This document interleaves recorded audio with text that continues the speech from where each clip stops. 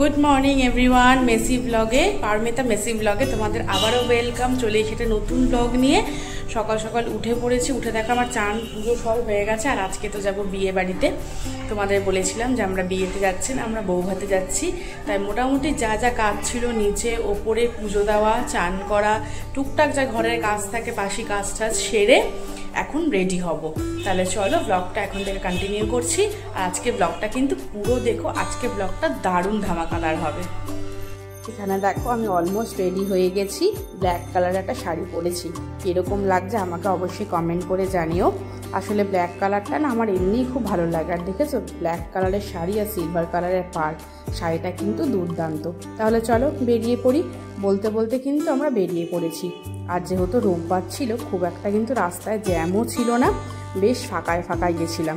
কিন্তু গরমটা খুবই ছিল সেদিনকে। আর এখন এই যে এয়ারপোর্ট ক্রস করছি। মাসির বাড়ি সোদপুরে।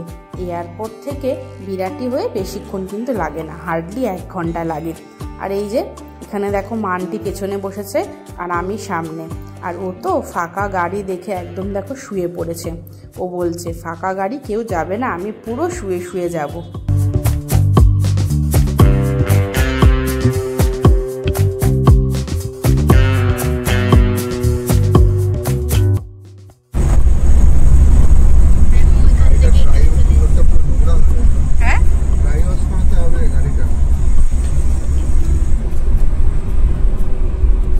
মানটির সাথে গল্প করতে করতে আর পেছনে লাগতে লাগতে দেখো আমরা চলে এসেছি মহিষপোতা। এখান থেকে সোজা গেলেই কিন্তু মাসির বাড়ি। আর এই যে দুদিকের গাছের এই পরিবেশটা কিন্তু খুব সুন্দর। মাসিদের বাড়ির জায়গাটা কিন্তু এমনিই দুর্দান্ত। আর এই যে চলে এসেছি মাসির বাড়ি। সাজানো দেখেছো সামনেটা কি সুন্দর। তাহলে চলো আমরা এখন বাড়িতে ঢুকি, দেখি নতুন বউ তো চলে এসছে, আমরা তো বিয়েতে যেতে পারিনি, তো আগে গিয়ে কিন্তু নতুন বউয়ের সাথে আলাপ করব। কিন্তু কোথায়, মাসি তো ধরে বসে আগে খেতে বসিয়ে দিল, বললো না অনেক বেলা করে এসছো, আগে খেয়ে নাও। তাই এই যে মেজ বৌদি এখানে আমাকে, মানটিকে আর তোমাদের দাদাকে খেতে দিচ্ছে। আমরা চলে এসেছি বাড়িতে। আর এখন যাচ্ছি হচ্ছে পাশেই একটা ক্লাব আছে, সেই ক্লাবের ওখানে সাজানো হয়েছে, ওখানে রিসেপশন হবে, ওখানে আমরা এখন দেখতে যাচ্ছি। চলো let's go in.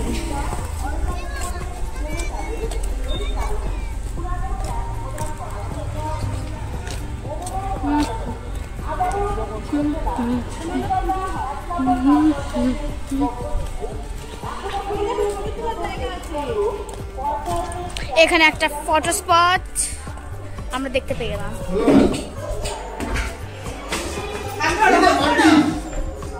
কি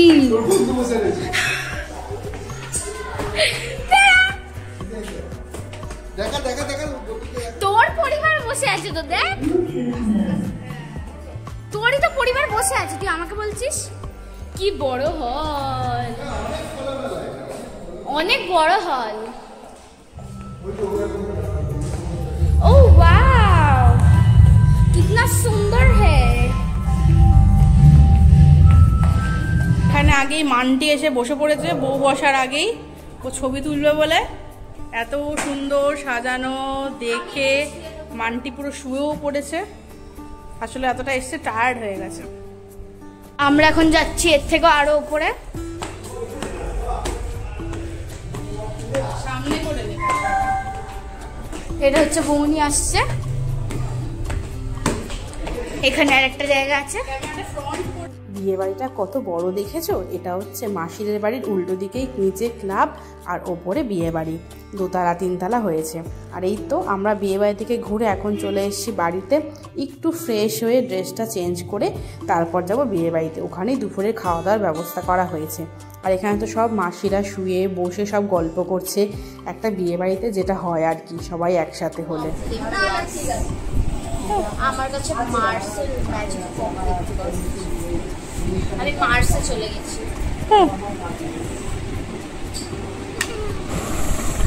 হা করে মানটি মাস্কারা পড়ছে। আচ্ছা মাস্কারা পড়তে গেলে মুখটা এরম হয়ে যায় কেন? আহা ওটা হয়ে যায়, সবারই হয় ওটা।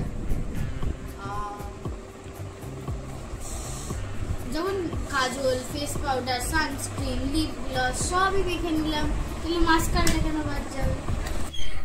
আমরা এখন একটা পার্কে এসেছি বিয়ে বাড়ির সামনেই, সেখানে একটা দোলনা রয়েছে, যে আমি আর মান্টি বসে বসে এখন দুলছি। বেশ অনেক দিন পরে এরকম দোলনা তো দেখাই যায় না, বল মান্টি? হ্যাঁ, দুলে বেশ ভালো লাগছে। তো আবার সিঙ্গেল, দুজনে একসাথে বসে দুলেই যাচ্ছে, এই দেখো। আর এইদিকে তো মারা খাওয়ার জন্য ডাকাডাকি করছিল। এই যে চলে এসেছি খেতে। আর এই যে এখানে তোমাদের দাদা, বাবা, মান্টি, মা, আমরা সবাই বসে পড়েছি। ভাত পড়ে গেছে, তার সাথে কিন্তু ডাল, আলু ভাজা, মাছের ঝোল, অনেক কিছু ছিল। এখন খেয়ে দিয়ে আমরা বেরোবো, কিন্তু কই, মান্টি তো আবার গেছে পার্কে স্লিপ চড়তে। ও স্লিপে ভয় পাচ্ছে, বলছে নামবো কি নামবো না, কিন্তু আবার ইচ্ছাও করছে, বলছে না আমার তো খুব ভয় লাগে। কিন্তু যাই হোক, ফাইনালি কিন্তু স্লিপে চড়েও নি, কিছুই করেনি, ও নেমে চলে এসছে। 1 নম্বরের ভীতু। এদিকে বলছে চড়বো চড়বো, একবারও চড়েনি। দুপুরবেলা একটু রেস্ট নিয়ে এখন সেজে গুজে চলে এসছে আমাদের রিসেপশন পার্টিতে। এই যে প্রথমেই তো এখানে দাদা বৌদির ছবি দিয়ে দিয়েছে ঢোকার মুখেই। আর জানো তো বিয়েবাড়িটা খুব সুন্দর করে সাজানো হয়েছে, চলো তোমার দিকে একটু দেখিয়ে দিই। এই যে এরকম লাইটের চেন দিয়ে এত সুন্দর লাগছিল গলিটা, সত্যি আমার তো দেখেই মনটা ভালো হয়ে গেল। দিনের থেকে কিন্তু রাতে আরও বেশি ভালো লাগছে। আর এই যে আমার সাজটা কীরকম হয়েছে সেটাও কিন্তু অবশ্যই আমাকে জানিও। আর এখানে এত লাইট আর এত গান বাজছিল, সত্যি দারুণ লাগছিল কিন্তু। আর এই দেখো পুরো বিয়েবাড়িটা কত ধরনের ডিজাইনার লাইট দিয়ে দেখেছো সাজিয়েছে, দারুণ লাগছে বলো।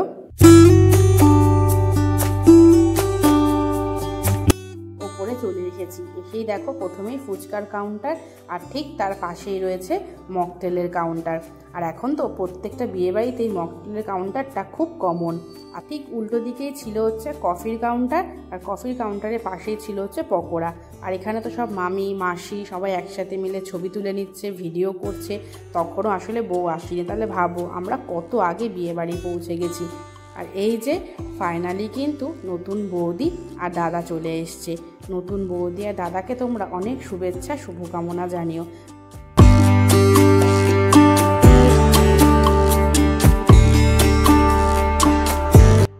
তারপরে অনেকক্ষণ গল্প টল্প করে এখন চলে এসেছি একটু পকোড়ার কাউন্টারে।